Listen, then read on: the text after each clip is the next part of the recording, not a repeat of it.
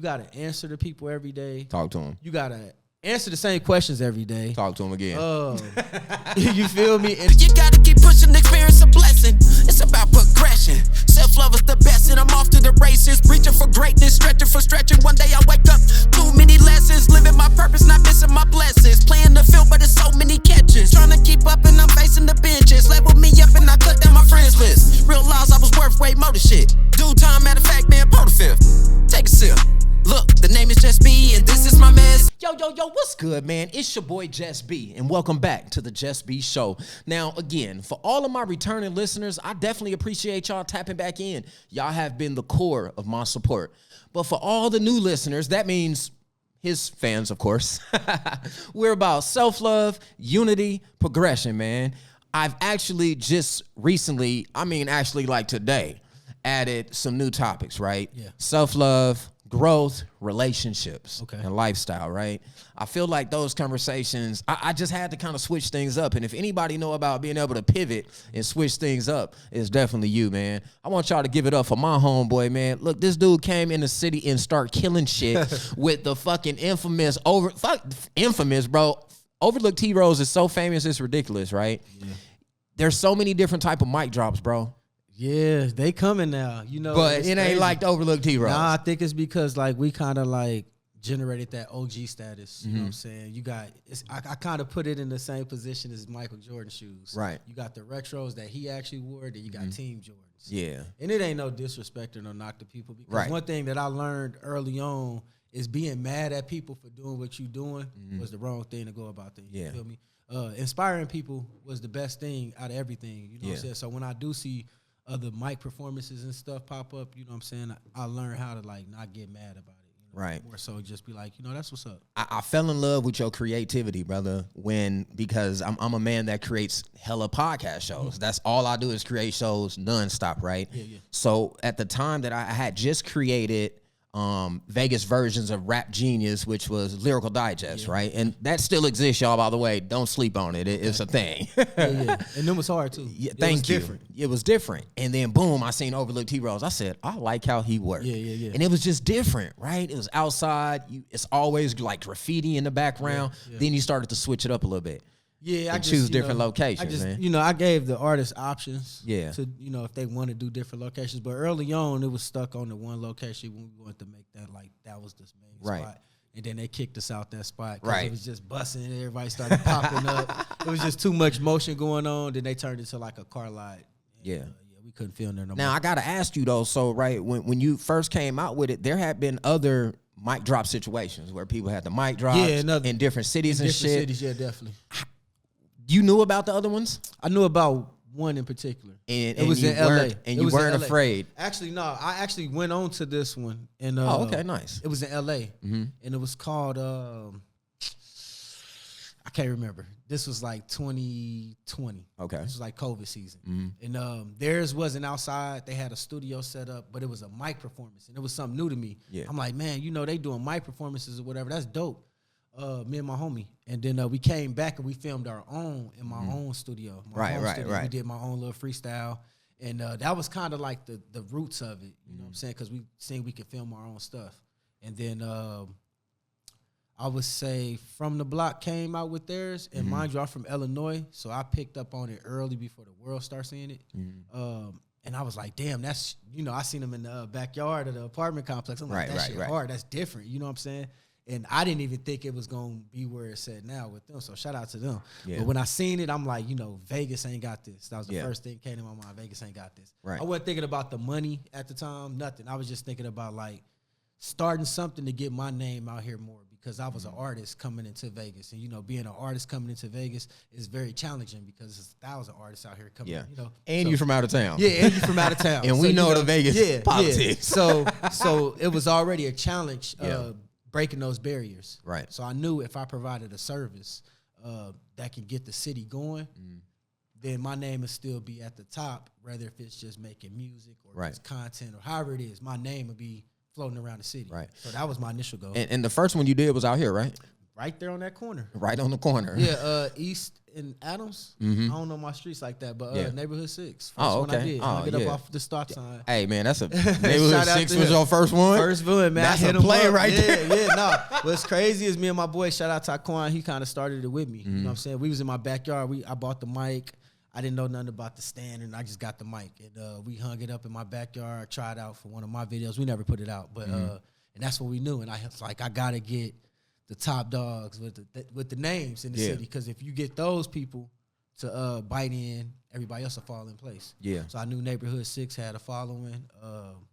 I hit him up and he was down. Yeah. And I tell him every time I see him, I appreciate for that. Because that basically that started everything. Right. Yeah. Man, I remember when I reached out to you, I was like, man, I'm gonna come do the Smile Laugh Motivate joint on there. You was like, yeah, we got deals right now. That I thought about it. I started seeing everybody else that went on it. Yeah. And I'm not really a rapper like that. Okay. So I definitely got intimidated. I was like, I'm not I'll stay behind the camera right now, cause and don't get me wrong, like I said, originally it never was really about the money for me. You know, once things started jumping off, of course you want to be compensated for what you do. Your time is everything. Yeah. I was working 2 jobs at the time, and I was still trying to find time to go down to the art district every day and film people. So it was like I lost my job sneaking down there trying to film people. So it was just like one of those things. Like I said, the money is cool. It's always been cool, but networking was my biggest thing out of it. I just wanted to meet people because I have a hard time in life meeting people, getting to know people. After I got out the military, I was so much in the shell to where I just didn't really bother with people like that. Yeah, what branch? Army. I was in Army. How long? 4 years. Man, thank you for your service, Appreciate it. Yeah, I did 4 years. You happy you out? No, I wish I was back in because I'm 36 now. Right. In 2 years, I'll be fully retired. Fully fucking retired. 2 years, and I feel great. And I'm like, damn, I would have been fully retired out the military. That makes me grind hard. Yeah. Right there when I think of that all the time. Like where my life would have been at if I never would have got out. And I would have been 20 years in 2 years. So again, we started Lyrical Digest and Overlooked T-Rose around the same time, right? Yep. Bro, you probably, when I first looked at it, you probably had, you was still under 100 subscribers on YouTube, bro. Yeah, that motherfucker. Now you're at like what? 5,000? It could be, and it's one of them things where I'm still 1 foot in, 1 foot out. I still focus on my own shit, my own channel, my own music. Yeah. You know what I'm saying? Then I still find time to do Overlooked Heroes. You know, I'm slowly pitching over to being full-time on, on Overlooked Heroes. But I still enjoy making music and doing that shit too. So it's like a half and half thing. I know I can push and go harder with my Overlooked Heroes platform, but I never want to forget the main objective. Right. It's to push me, Now, were you already pushing yourself as an artist in Vegas before Overlooked Heroes? Yeah. Now, did the city accept you as an artist, or did they start accepting you? Shout out Big Ben. He was he was literally like the first person that knew me off the internet and met me in person. It made me feel like somebody in the city. Shout out to Ben. We've been cool since then. Military brother as well. And he was like the first person, like he know all the mixtapes that I dropped when I first came to Vegas. Right. You know what I'm saying? He was one of them ones that kept on. Would I say the city was backing me? I would say it was more like a progress thing. It progressed to that. My first project, I think I was already like dropping because I left my hometown, dropped that shit when I came out here. And that was more for my hometown. Yeah. And I wasn't really pushing the Vegas narrative at the time. But, it just started. I moved out here 2018. I say about 2019, 2020, I was fully into like getting into the Vegas scene. Yeah. And motherfuckers were tapping in with the 2020 album that I dropped, You Can't Die Twice. I feel like that's when Vegas was instilled in me because I was working with cameramans in Vegas. My cameraman from back home had passed. So that's when I started working with people out here more. Going to podcasts, that's when I met K-Fly. Met K-Fly for the first time, and he put me on his show. Nobody knew who I was, you know what I'm saying? So shout out to him for that too as well. And even AD.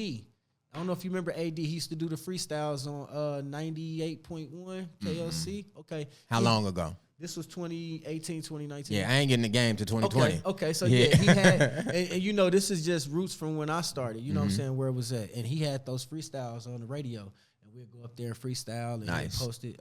Shout out to him, he moved. But once I started doing that and getting in tune, I started making Vegas like the home. And then I got into it with a group of other artists, Jay. I don't know if you know them. They White Boy Jay. No. Okay. I might though. Okay, play some Jay.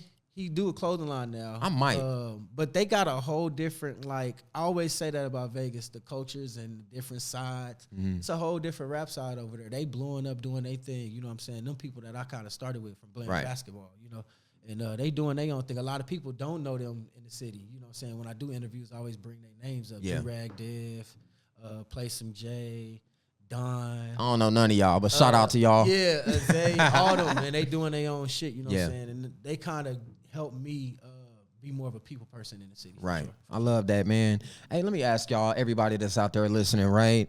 You know when you wake up on Sunday morning? Especially if you're from like the 80s, 90s, early 90s, you wake up on Sunday morning, your mom in there with her moo-moo on and a fucking bonnet, and she on there singing, sweeping and shit. That church music, that real soulful music, right? And then this nigga gonna have nerves to come out with Soulful Sundays. Oh, man. Man, tell me about Soulful Sundays, bro. Really, I love that shit. That really kind of started off because I wanted to learn how to shoot videos. Okay. So me and my homie was like, instead of shooting videos to like the actual real music I was putting on albums and stuff, let's do some freestyles, some remixes, and we can just practice with the camera. So that's how all that kind of started. We just wanted to get better with the camera. Yeah. I knew I could make verses on people shit, so it was easy work.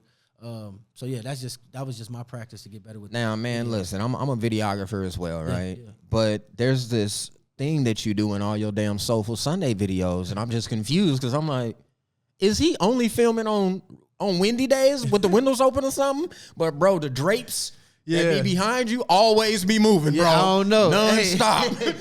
Every video. It's crazy you say that. Now that I think it's been a lot of times where it's been windy when we out shooting those videos, and I never thought about that. You know, we rain, sleet, or snow. However we got to get it done, we get it done. Yeah, bro. But they always moving. I be like, damn. And yeah, Soulful Sundays was like something heavy I was doing last year. That kind of brought me into this year to like wanting to produce more original music, you know. So I did all freestyles and remixes that year to better myself with the camera. Right. People didn't know that, you know, but I was just trying to get better with the camera the whole time. Right. And, yeah, that's how all that started. Now, Overlooked T-Rose, let's go back to that real quick, right? It's well, you say you didn't. You do it for the money. The money good now? The money's great. The money been great. You know what I'm saying? The money been great. I still work with artists. You know what I'm saying? We can't do low balls, but you know, if an artist come to me and tell me they need to do it this way, or you know they got this, or you know, I still work with people. You know what I'm saying? Because I'm still a people person. I'm all about the artist. You know what I'm saying? Like, and I understand because I am an artist. Like, sometimes you ain't got all the money for that shit. You know what I'm saying? You can't pay for videos, beats. You know. So I've learned to still work with people. You know what I'm saying? We might not get that type of budget you want out of it. Right. You know, but you still gonna leave with something that you're gonna be satisfied with at the end of the day. So yeah, it was never about the money, but the money is great and everything that I make from it. But it comes with hustle. Yeah. I wake up every fucking day. Sorry to cuss. No, but you can cuss on this show. Yeah, okay. But I wake up every day, bro. Like people don't understand like the type of grind that comes into having a platform. You got to answer to people every day. Talk to them. You got to answer the same questions every day. Talk to them again. You feel me? And it's just like, you know, it's so repetitive and people don't understand. A lot of artists think they the only artist you filming for. As soon as you leave the video shoot, they want snippets and stuff. Man, you know what I'm saying? You seen that reel? I seen that same reel. It's real though. She was in the next car, rolling the windows up, sending them a text message like, when the video gonna be done? It's real. What? I done been in that position before. You know what I'm saying? And I've always tried to make sure artists get their mic performances the day of or the next morning. You know what I'm saying? I hate when people hit me up because they know they're gonna get it right back. Yeah. You know, in music videos, I try to get those to them fast too as well because it's still a process for them as well. But they gotta understand, like, we got multiple artists on the table. It ain't just you. Yeah. You know what I'm saying? So, you know, but other than that, people be respectful. I've learned how to just mute it sometimes, just for my own mental, and just like not pay attention to it if somebody blowing me up. Yeah. Just, you know, I'm gonna get with you real soon. I've learned how to be very professional with the platform. Yeah. I used to cuss motherfuckers out. Yo, shit. And then I'm like, you know, I had to check myself. Like, you know what I'm saying? You are running a business. You're not just doing something off the limb. Because I used to talk to people crazy, like, in a good way, in a bad way, in a good way. But, you know, just like you got me fucked up, you know. And I had to learn how to just always stay professional in my DMs. And that's how I try to do it. Even if I'm having a bad day, I still be professional on the platform. Right. So. I mean, yeah, ultimately, you know, it's kudos to you for being able to pivot around that and still make it work. Yeah, I'm trying. I stopped shooting music videos because of that. I know the feeling. You know what I mean? Like, I was like, all right, 3 years, y'all bugging the fuck out of me, but you ain't paying next to shit. Yeah. You know what I mean? But when I put my regular prices out here, you ain't even looking at it. Yep. I just learned with that too as well, because I've always wanted to shoot my prices up because I knew the value was getting up. But I just kept it the same, especially with the mic performances, because I always felt like it never took that much work for me to do those. Yeah. I can always provide that for the artist for a low price. You know what I'm saying? I know other people from the block getting $2,500. Damn. Per mic performance. Yeah, boy. But they worked for that. Right. You know what I'm saying? They worked to put themselves up to that. Yeah. They got Chris Browns and you know what I'm saying? They worked for that. And I'm not saying I didn't work for that, because I post just as much as them, if not more, within a year. But like I said, I'm still here for the locals. That's why I go to Phoenix and I'm tapped in with that scene. Yeah, that was my next question, man. When did you decide during this journey? When did you decide, like, man, I'm finna take this shit on the road? Because that's major, bro. It ain't too many people in the city that's moving like that. Nah, I think it was one of those things, right? I actually went to Phoenix just off the limb one time. I had some homies out there. Went out there and kicked it. And then, I don't know, something just clicked in my head while I was just standing over the air. I swear to, like, standing over the Airbnb, we was over the mountains, and I was just like, man, this feel like another city I could take over. And that's when it clicked. And I'm like, you know, I'm going to come back out here. It was a quick drive, 4.5 hours. It was smooth. I love hitting the road, too. Yeah. And I'm like, I'm going to just come back out here, and I'm going to start the same way I started in Vegas. I'm going to find an artist, whoever doing their shit, tap in. You know, I'm going to knock it out. Boom. I'm going to leave.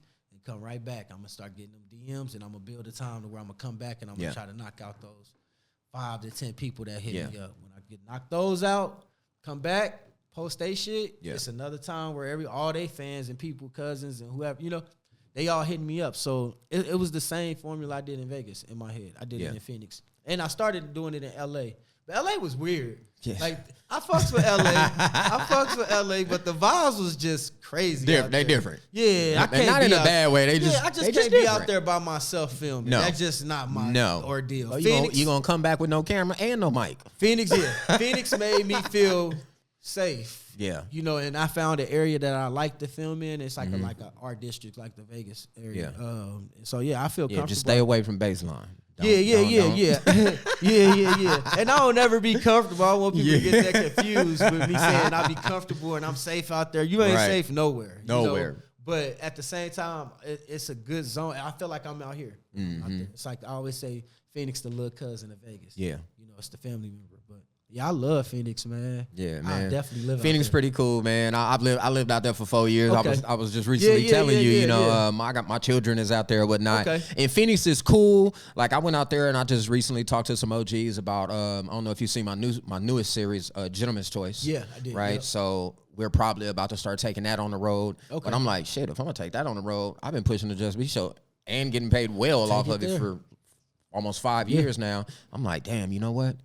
I'm gonna bring the JusB Show. Yeah, they need that out there. Yeah, them out there. They just like it's just like Vegas. They have people that's doing stuff, but a lot of people out there tell me like, oh, they overly charging us for stuff, and it's not even good content. You know what I'm saying? So yeah, it's still an open field in Phoenix. I tell people all the time, man, get out there and make it happen. Yeah. My next cities that I'm looking for be like more like Portland, Seattle. Bro, when you go to Portland, let me know. Okay. I'm the plug out there. Okay, yeah. That's my next that's like in San Francisco too. I get a lot of people hit me up from San Francisco. I just gotta work on trying to get back to the Cali area. But my goal was always just go with a team. Yeah, that too. You know. But my goal was always just West Coast based. I want to keep it West Coast. It's a lot of cities out here, a lot of rappers. And I just want to shoot as many rappers as I can shoot. Right. Where it's all over. You know, one thing I can say about Vegas that I do love, right? Like I talk a lot about on the show. I talk a lot about us not being united, right? And I push unity. I don't give a fuck how nobody feel. It's possible in my mind. Yeah. So it's like Dante Spence just called me. Spence just told me he said it the best way, right? He said, "Bro, it's no way in hell trying to unify everybody is not attainable. That's not a real thing. Yeah, that ain't gonna But happen. In villages, it is. You know what I mean? So you create little pockets in the city of villages. But the people that create shows out here in Vegas, we definitely tap into with each other. Like, and I think that's a beautiful thing, right? But it's not a lot of people that's out here charging. Yeah. You know, so let's just dive into that real quick. You know, have you ran into that problem with different artists out here? Like, bro, like you charging, you should be paying me to be on your platform. Have you gotten that? Yeah, you gonna get those though. I get the ones that think they overly famous because they got some followers on Instagram and that they pay for. That and it'd be one of them things like so what I've had an artist, right? I ain't gonna say a name, but I've had an artist get mad at me because we did charge. And he tried to start talking like, oh, this was at the time I probably didn't even have 1,000 subscribers on YouTube, but he tried to throw that, oh, you ain't got 1,000 over, whatever. Then I go to his page like, bro, you got 200 subscribers, like you're not even getting no. But yeah, I get those artists, you get those, It's just all about just keeping it professional with them. Let them know like, hey, I'm running a business. This is a service that I'm providing for you. Yeah. If you want it done for free, you should do it yourself. Yeah. For real. That. What do you think the hardest thing is about being media? Trying to satisfy everybody. Oh shit. Yeah. I think that's probably one of the hardest things, and I do good at it, what I'm saying? I'm able to give people what they need out the content. But yeah, you just can't make everybody happy. You can't be on everybody's time, and then, it's one of those things with me. Right. Besides just the everyday grind of just, I've never been a big internet person. So now I have to be an internet I'm like, but you got a big ass channel. Yeah. I got to post all the time. Now you got to do it. I post on that page every day, a video. And I'm blessed to be able to do that. But yeah, it's a new artist every day being posted on that page. I've even got called by 3 labels in the past year. Last year, 2023, 3 labels called me asking about like 2 or 3 different artists from the platform. And then when that happened, that's when I knew like, oh shit, I got to start taking this shit a little bit more serious. People tapping in. I might can change somebody's life, know? And I think that'd be crazy because then it's like the blessing will come right back.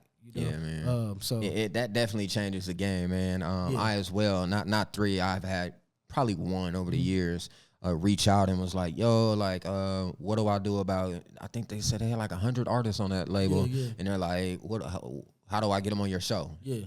As soon as I told him I charge, he was like, oh, man, well, I'm like, well, check this out. Yeah, I'm like, well, check this out. Like, send me a list of all the artists. Yeah. Let me check them out. And if it makes sense, the ones that make sense, they can come get on. But everybody else, I got it. We got to make it make sense. At the end of the day, you got to stand on business. They don't come at these other big platforms like that. So please don't come disrespect mine. You know what I'm saying? I don't need business that's going to come to me like that. Yeah. If it's somebody I reached out to personally and I'm like, I want to shoot something for you. That's different,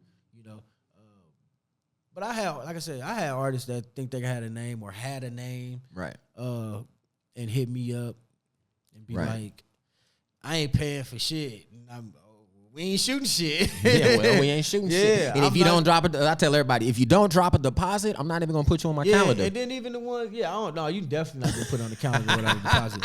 I get those types that be like, I'll pay after shoot. Well, if you show up, let me know when you're on your way down there. Right. Because I'm not finna go wait for you. Yeah, because I'm not even finna leave my house until you say you on your way. You better shoot a video. I'm here. Right. I'm here. Yeah. That's crazy, man. So, Overlooked Heroes, Sean Bennett as himself, right? And I love your chain, brother. I'm a Sega fan. Oh, yeah, I'm a Sega fan, I worked hard for this chain, man. I did, man. I congratulate myself every time I put it on because I don't wear it often. You feel me? Unless I'm like in the camera or doing something. But right. Love this Overlooked Heroes, Soulful Sundays, Sean Bennett, and everything that you got going on. And you still work? Yeah. And you still work. Yeah. You feel me? We no matter what, we gotta find time for us. We gotta find for self, right? Yeah. So what is some self-love?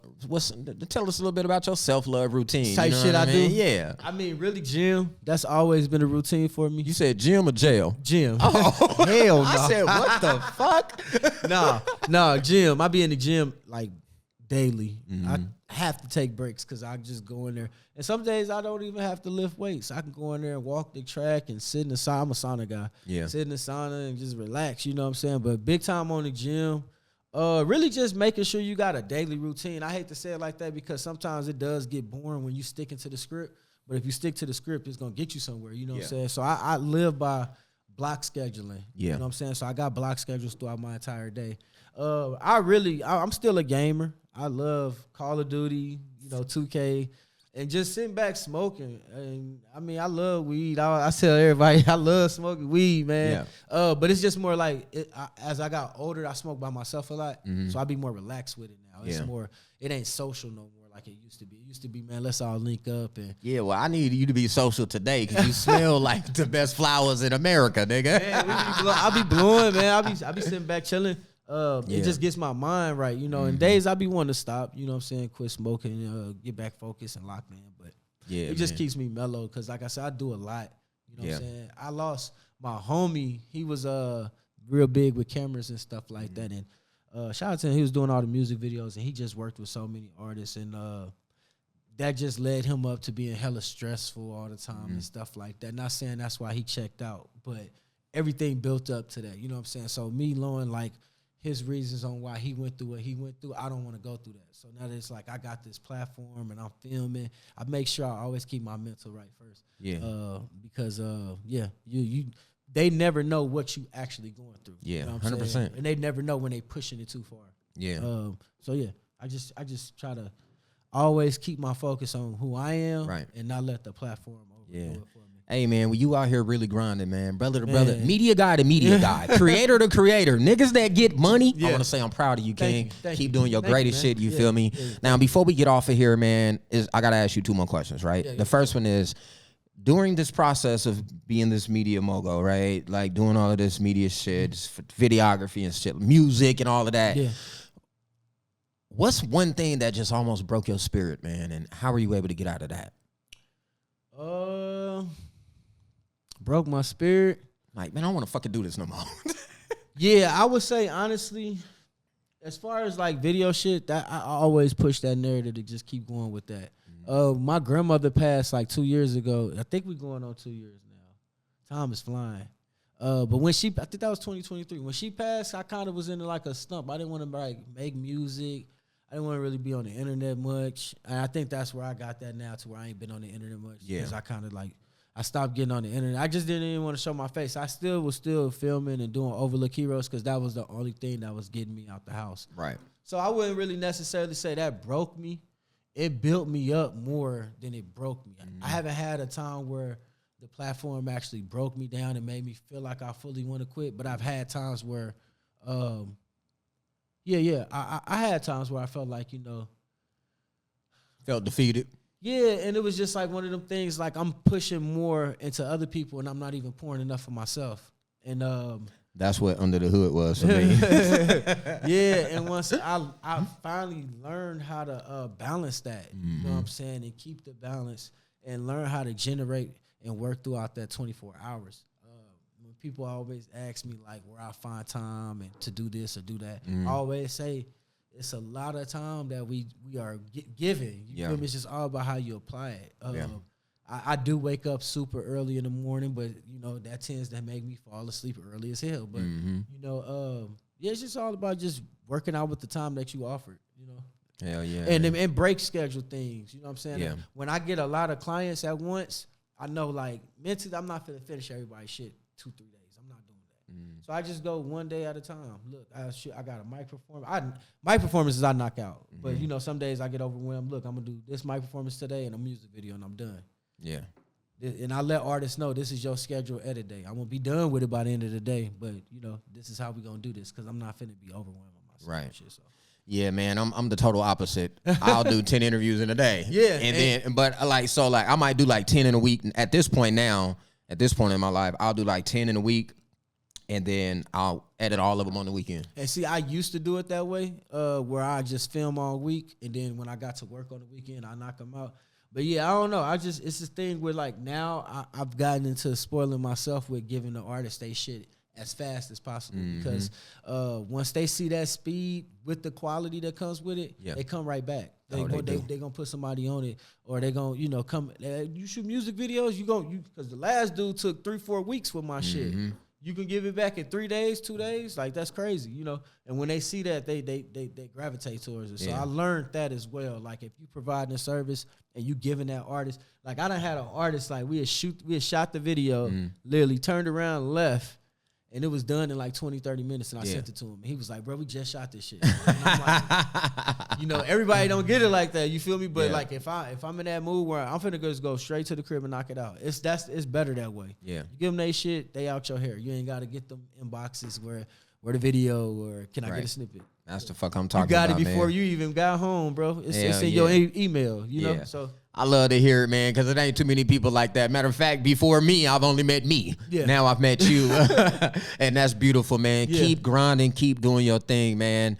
I wanted to kind of put it in there like, bro, you were an overlooked hero and now you've made it. Now you're looked at. Nah, bro, you've been a champion this whole time. Yeah, and I'm still overlooked. I've got other cities we got to take over. That ain't mean you overlooked then, because you got to be there first. You got to get there. For them to not see you to be considered overlooked. Yeah. You feel me? You just ain't touched down yet. That's all that is. Yeah, because when you get there, you're going to shine like fucking diamonds, bro, every single time, man. Before we get off, man, let them know where to find you, King. Always, man. You can find me at Overlook Heroes everywhere. Overlookheroes.com. Tap into the website if you want to check out any new artists. You can always follow me on my personal page as well. Sean Bennett 618 anywhere. You can come check out my vlogs. Everything. I do pretty much everything, man. I got a cool little channel you can tap into. Now, motivate the people for me, man. Give them one piece of advice for anybody in the world, champ. Yeah, man. If I can give anybody any advice, because this is something that I've been through myself, never get determined by being inspired, by inspiring other people. Don't let that be something that becomes your crutch, that you're being like an evil person to the world that you're inspiring. I had to learn that myself when I told you like a lot of platforms was coming up with the hanging mics and shit. I used to be like, man, what the, you know? And then it's after a while, I'm like, man, I did that. I created this in the city.